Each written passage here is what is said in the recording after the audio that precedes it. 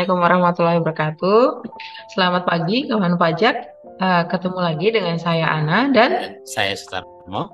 kami penyuluh dari KPP Pratama Jakarta Kebun Jeruk 1 hari ini hadir lagi di program Ngerujak, Ya, ngerumpi tentang pajak. Nah, ini kita udah memasuki episode kelima dan hari ini kita akan bahas mengenai pengurang penghasilan. Kelihatan.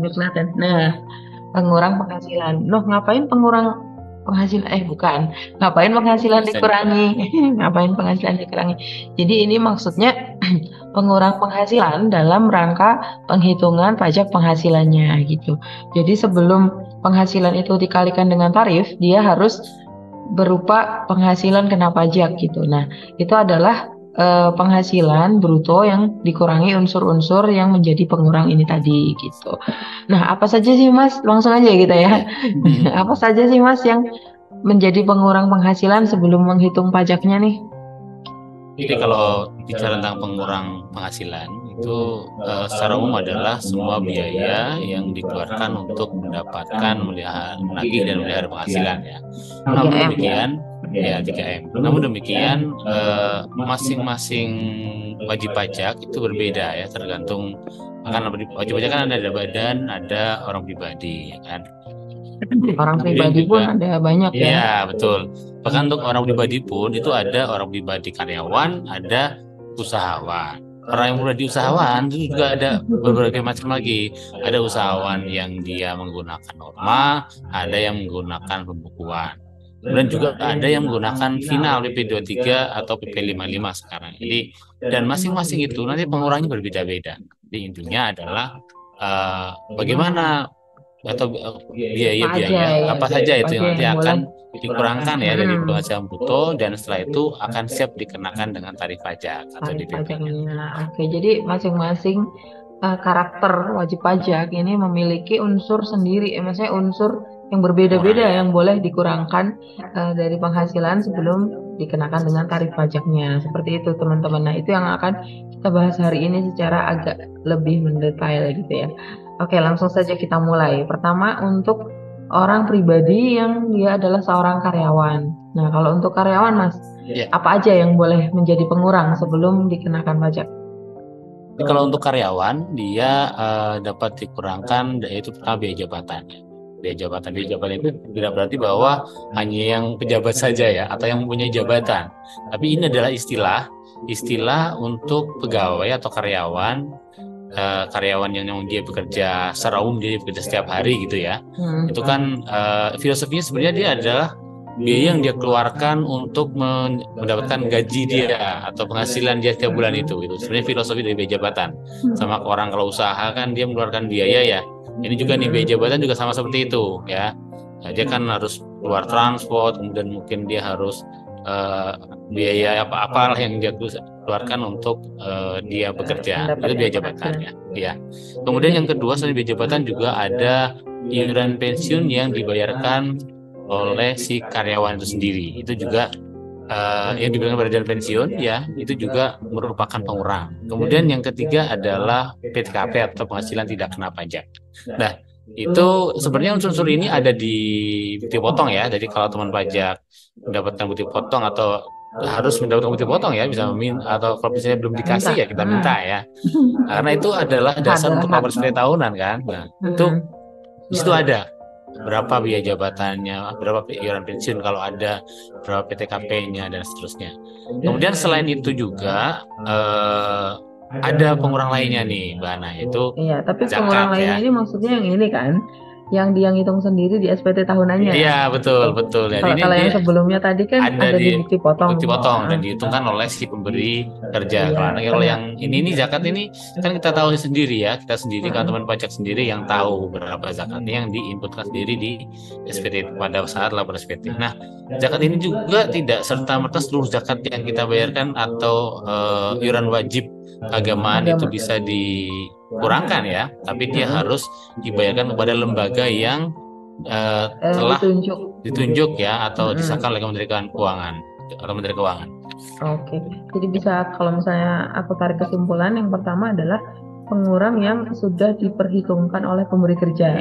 Gitu. Karena sebagai karyawan, pemberi kerja memiliki kewajiban untuk memotong PPh pasal 21-nya gitu. Nah, itu di situ pemberi kerja sudah mengurangkan yang biaya-biaya yang mereka tahu ya, biaya jabatan, terus kayak misalnya tadi iuran pensiun yang dibayar gitu kayak, terus apalagi tadi Mas PTKP gitu.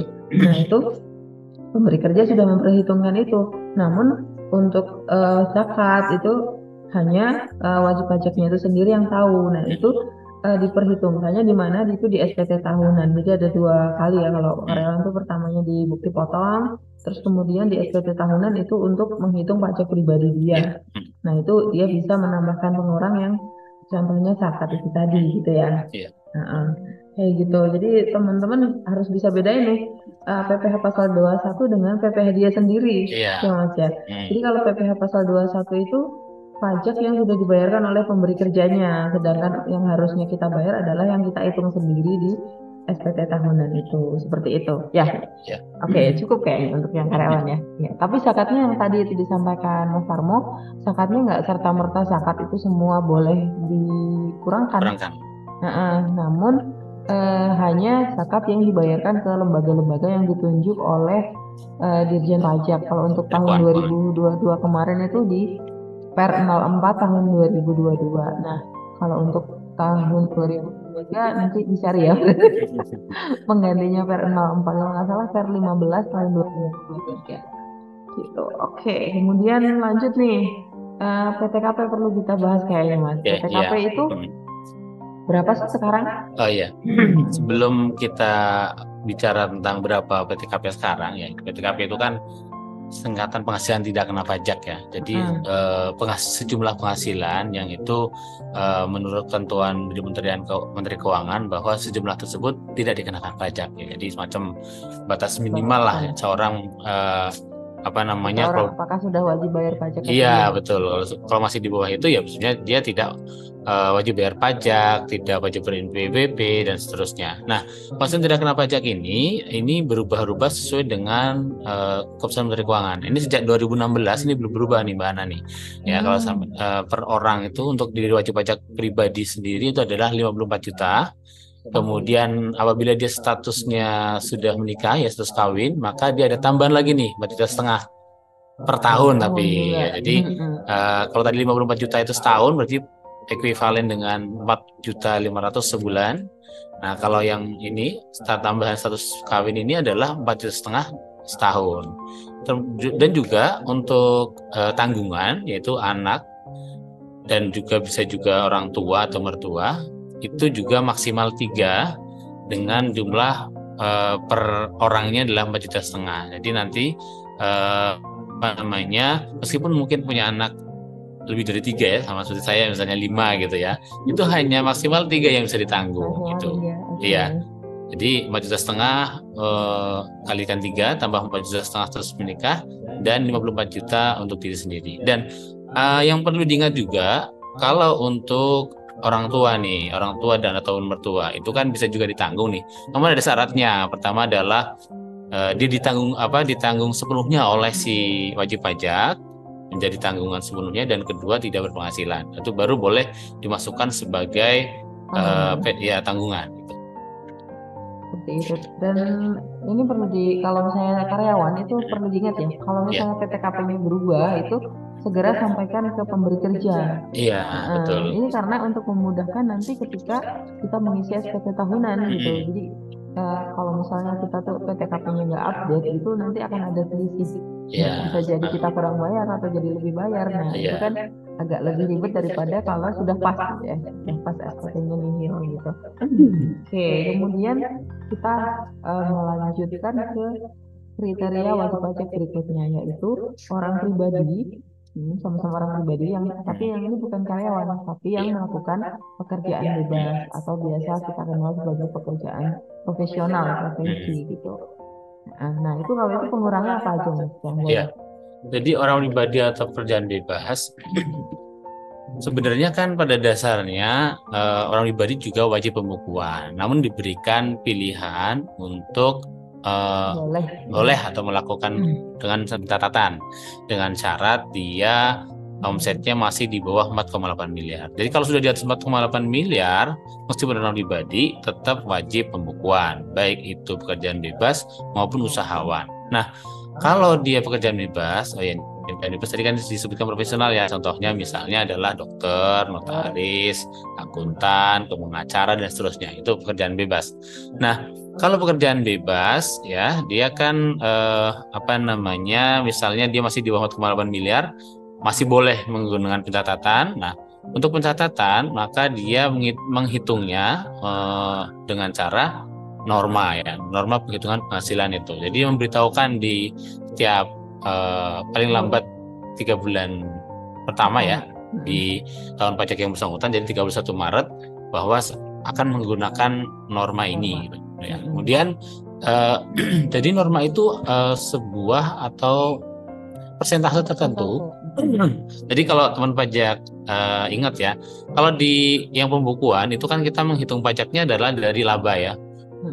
Pendapatan dikurangi dengan biaya, dapatlah laba. Nah, kalau norma itu langsung dengan persentase tertentu itu kita akan memperkirakan berapa labanya gitu atau penghasilan netonya. Jadi itulah persentase yang digunakan sebagai untuk menghitung penghasilan neto ya, penghasilan neto. Jadi itu jadi semacam kayak pengurang juga jadinya ya, karena kan iya secara langsung dia akan menjadi pengurang juga, karena kan kalau misalnya brutonya katakanlah 200 juta gitu ya, kalau normanya adalah 50%, maka 50% itu adalah pengurangnya ya. Ya, jadi 50% saja yang akan dihitung sebagai penghasilan neto. Kemudian selain tadi norma juga dikurangi dengan PTKP ya, tadi sama dengan yang tadi kita sebutkan sebelumnya. Oke, jadi kalau pekerjaan bebas dia masih omsetnya di bawah 4,8 miliar dan dia memilih untuk menggunakan pencatatan, yaitu dia menyampaikan pemberitahuan penggunaan norma penghitungan penghasilan neto di awal tahun maksimal di bulan ketiga. Dia itu pengurangnya yang pertama adalah NPWP itu sendiri, karena di situ dia udah dikalikan persentase sehingga didapatkan penghasilan neto. Nah, kemudian ketika menghitung PPh-nya dikurangkan dengan PTK. Itu kawan pajak. Dan zakat juga bisa ya, kalau misalnya ada zakat. Nah, untuk pencatatan ini, jadi dia apa yang dia catat. Kalau pembukuan kan jelas ya. Pembukuan itu kan berarti wajib pajak menggunakan standar akuntansi keuangan. Hasil akhirnya adalah neraca atau laporan keuangan ya, neraca, rugi laba dan seterusnya. Nah, itu laporan keuangan atau pembukuan. Tapi kalau pencatatan itu dia cukup mencatat misalnya peredaran bruto atau omsetnya atau penghasilan kotornya ya. Kemudian juga mencatat yang penghasilan yang bukan objek pajak ya. Kemudian mencatat juga kalau misalnya dia ada pajak yang sudah dipotong ya. Nah, itu juga dilakukan pencatatan gitu. Oke, itu mungkin Bana ya. Ya, itu untuk pekerjaan bebas yang menggunakan norma. Kemudian kita orang pribadi yang dia itu dia tuh masih UMKM itu melakukan usaha, tapi omsetnya juga masih di bawah 4,8 miliar dan dia masih berhak menggunakan tarif UMKM karena tarif UMKM kan ada batasnya 7 tahun ya. Nah, ini kita bahas untuk yang masih berhak menggunakan tarif UMKM, yaitu pengurangan apa aja yang boleh dikurangi. Jadi kalau untuk orang pribadi yang dia memiliki usaha masih di bawah 4,8 miliar dan masih berhak menggunakan tarif final 100%, maka dia pengurangnya ya, kalau misalnya di bahasa orang pribadi itu kan ada PTKP ya. Dia dari omset tertentu ya, batasan omset sebesar 500 juta ya. Omset TKP ya. Iya, omset yang tidak kena pajak. Nah, kalau yang ini, kalau penghasilan berupa yang final ini kan final ya. Ini tidak dikurangi PTKP lagi, Bana, tapi langsung. Kalau normalnya tadi sebelum aturan yang tahun 2022 ya, itu kan dia dari omset kotor berapa, peredaran bruto, kalikan dengan tarif kan gitu ya, 0,5%. Namun sekarang dengan ketentuan Undang-Undang HPP ya, itu 0,5% itu dikurangi dulu tuh omset brutonya itu dengan 500 juta per tahun, batasannya ada 500 juta. Kalau di atas 500 juta baru kena ya. Jadi batasnya adalah 500 juta itu. tidak langsung dari bruto, dan tidak perlu dikurangi dengan PTKP maupun zakat. Ya, ini bedanya kalau final. Final itu hitungannya dari bruto, cuma ini ada pengurangnya sebesar 500 juta tadi sebagai batasan yang tidak kena pajak. Iya. Dan perlu diingat nih kawan pajak 500 juta ini untuk UMKM tapi orang pribadi. Khusus orang pribadi saja. Jadi kalau dia misalnya bikin PT perseorangan itu udah masuknya ke badan. Iya, jadi nggak berhak 500 juta ya. 500 juta ini. Nah, nanti setelah dia 7 tahun kan udah nggak boleh katakan UMKM ya. Nah, nanti ikutnya ke seperti badan usaha atau orang pribadi yang menggunakan pembukuan ya. Iya, betul. Nah, kalau kayak gitu belum tentu, norma juga bisa norma juga. Oh iya ya. Iya, bisa norma juga. Betul. Nanti harus dicek dulu ya apakah dia memilih menggunakan norma atau dia pembukuan. Iya, kalau masih di bawah 4,8 miliar kan masih bisa menggunakan norma. Oke, kemudian kita beralih ke yang lebih rumit, agak rumit sih sebenarnya, tapi agak lebih kompleks ya. Jadi ini untuk orang pribadi usaha dan badan usaha yang bukan UMKM. Nah, itu menjadi pengurang apa mas? Yang boleh menjadi pengurang untuk menghitung pajak ini. Jadi kalau untuk wajib pajak orang pribadi yang dia usaha dan dia tidak menggunakan norma atau tidak pencatatan ya, berarti kan dia pembukuan nih. Yang namanya pembukuan ya berarti sama dengan badan yang melakukan pembukuan juga. Jadi sesuai dengan standar akuntansi keuangan ya. Itu kan ada pendapatan, kemudian ada biaya-biaya. Biaya itu apa saja? Prinsip utamanya adalah semua biaya yang 3M tadi ya. Dia untuk mendapatkan, menagih dan memelihara penghasilan. Misalnya ada kalau dagang ya biaya pembelian barang dagangan itu di harga pokok penjualan ya. Kemudian ada biaya angkut, kemudian juga mungkin ada biaya gaji, kemudian ada semua biaya yang memang terkait dengan usaha. Itu untuk usahawan ya, untuk usahawan maupun yang pembukuan, badan ya. Badan karena dia kalau namanya juga pembukuan ya tentu semua biaya yang terkait dengan usaha itu merupakan pengurang sebelum dia menjadi hasil akhirnya kan di laporan keuangan itu kan ada rugi laba ya, itu adalah laba yang itu nanti kalau memang sudah sesuai dengan fiskal itu dikalikan dengan tarif pajak. Oh belum ya, kalau orang pribadi masih dikurangi lagi ya, dikurangi dengan PTKP, masih berhak PTKP, kemudian juga berhak juga dikurangi zakat dan seterusnya. Tapi kalau badan enggak ya? Enggak, kalau badan enggak ada. Jadi PTKP-nya siapa tuh? Enggak ada PTKP untuk badan. Jadi badan yang 3M tadi mungkin sama kompensasi kerugian ya? Ya, kompensasi kerugian. Jadi meskipun mungkin karena usaha kan tidak langsung untung ya. Misalnya tahun pertama katakanlah rugi 100 juta. Tahun berikutnya untung 200 juta. Maka tidak dari 200 juta itu dikalikan tarif pajak ya dalam hal badan tidak, tapi dikurangi dulu dan dikompensasi dulu dengan kerugian tahun lalu ya. Jadi tetap kita tidak pada saat rugi nggak kena pajak, nanti pas untung semuanya kena pajak, enggak. Tapi yang rugi juga dikurangkan dulu nih. Itu dikompensasi dulu. Cuma ada batasannya Mbak Ana ya, jadi sampai ke tahun kelima. Hanya 5 tahun. Iya. Hanya selama 5 tahun. Iya. Berikutnya dia boleh dikompensasi kerugian di tahun itu. Iya. Kalau misalnya ruginya gede banget dan nggak nutup 5 tahun, berarti tahun ke-6 udah nggak boleh. Sudah tidak bisa dikompensasi lagi. Sudah nggak bisa dikompensasi lagi. Nah itu tadi untuk yang menyelesaikan pembukuan. Iya. Badan juga. Tapi kalau misalnya badannya ini UMKM, sama berarti ketentuannya ya, sama dengan tadi. Jadi dia ada batasan 500 juta yang enggak, maaf. Jadi dia kalau badan dia nggak ada kompensasi. Meskipun rugi, ya udah nggak ada pengurang. Jadi meskipun rugi, dia karena ini final tetap harus dari 0,5% dari omset. Jadi kalau badan yang masih menggunakan tarif UMKM, kalau PT misalnya masih tetap boleh, PT 40 boleh. Iya. Kalau misalnya masih menggunakan tarif UMKM itu untuk menghitung pajaknya itu tidak ada pengurangnya. Tidak ada pengurangnya, jadi langsung omset dikalikan tarif.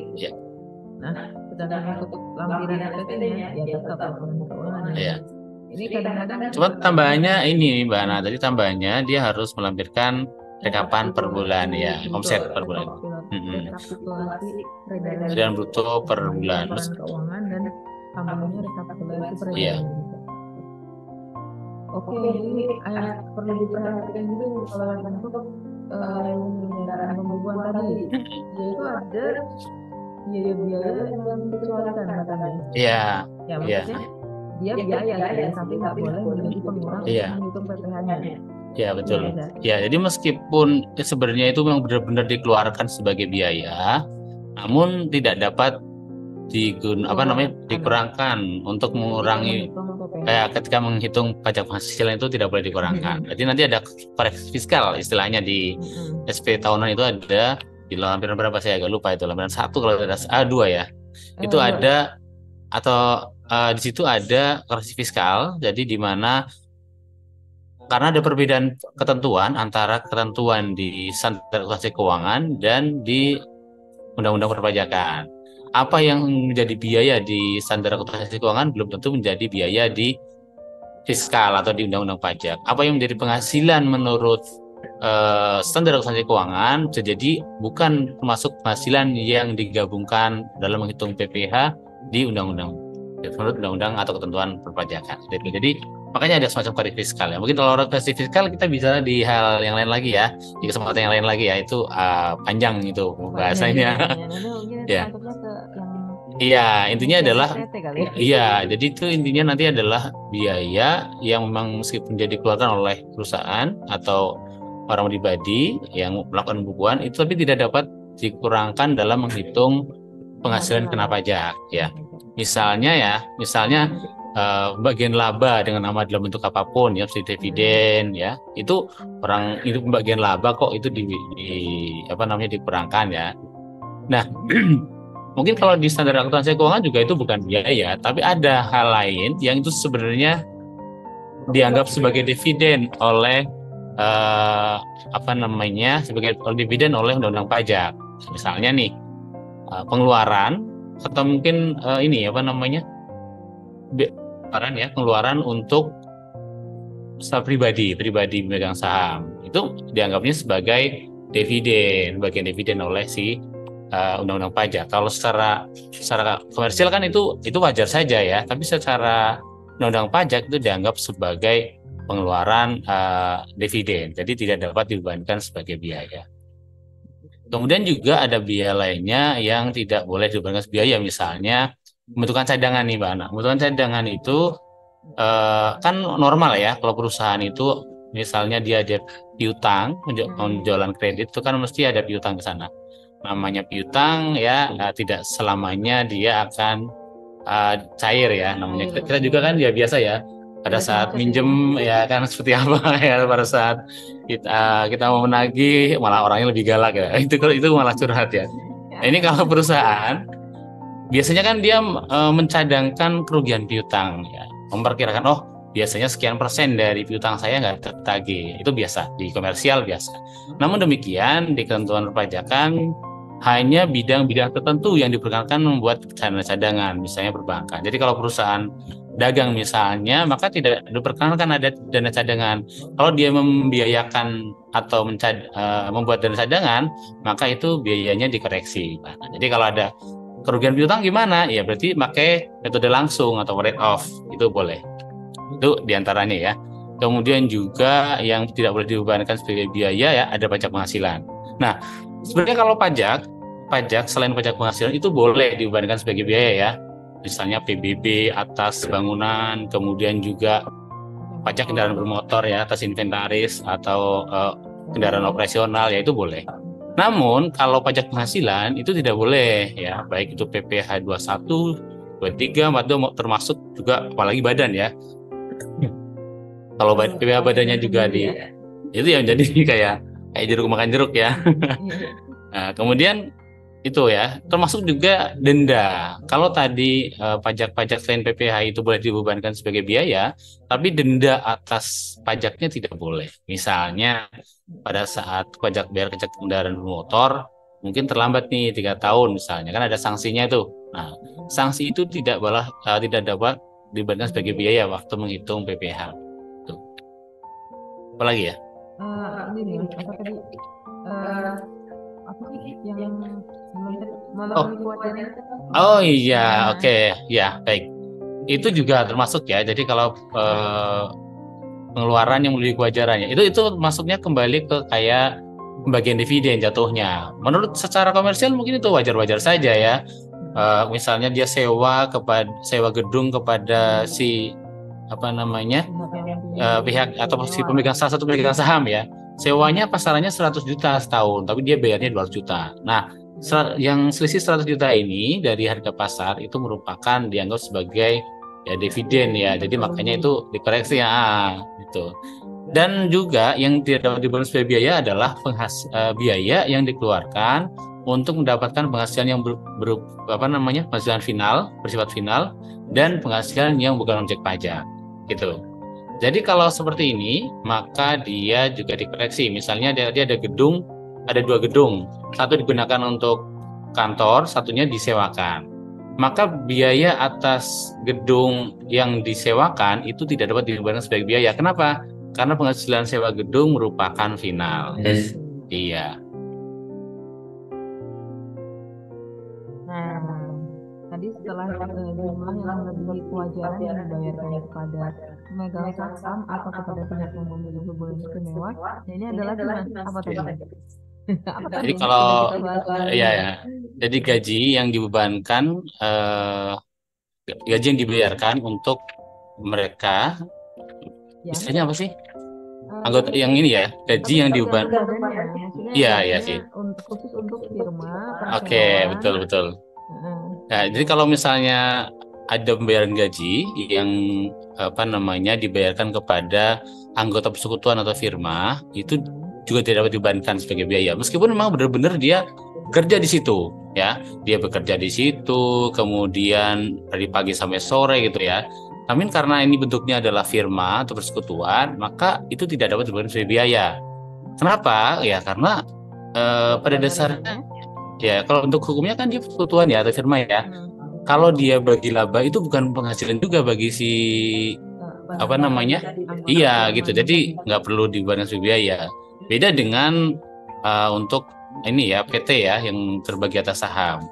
Kalau mereka memang bekerja di situ, maka boleh dibebankan sebagai biaya. Inilah bedanya antara beda dari yang bentuknya PT dan firma atau persekutuan. Karena memang firma atau persekutuan ini sangat tergantung dengan si anggota ini. Apabila salah satu anggota dari firma ini mungkin meninggal misalnya, maka sebenarnya persekutuan ini sudah bubar. Beda dengan si PT, sahamnya itu bisa dialihkan ke orang lain. Ini Mbak Ana, ya. Dan jadi perlakuan gajinya juga beda. Ya, tidak dapat dibayarkan sebagai biaya. Satu lagi terkait pengeluaran biaya, apabila masa manfaat dari biaya tersebut lebih dari 1 tahun, maka tidak dapat dibayarkan sekaligus dalam tahun yang bersangkutan, tapi harus melalui amortisasi atau depresiasi ya atau penyusutan. Sesuai dengan ketentuan tentang depresiasi ya. Iya, oke. Jadi kalau misalnya kita beli barang yang itu masa manfaatnya itu lebih dari 1 tahun, itu nggak boleh berhenti biaya di tahun tersebut. Iya, betul. Iya, betul. Gitu ya. Iya. Poin terakhir. Ini kiranya kita udah sampai di sini. Iya. Oh iya. Oke, jadi ini teman-teman kalau misalnya ingin mempelajari lebih dalam tentang pajak, itu yang pertama-tama baca undang-undang dulu ya, baca dulu. Kenapa? Karena semua pajak itu dasarnya adalah undang-undang, termasuk tentang kebiayaan hari ini kita bahas ini.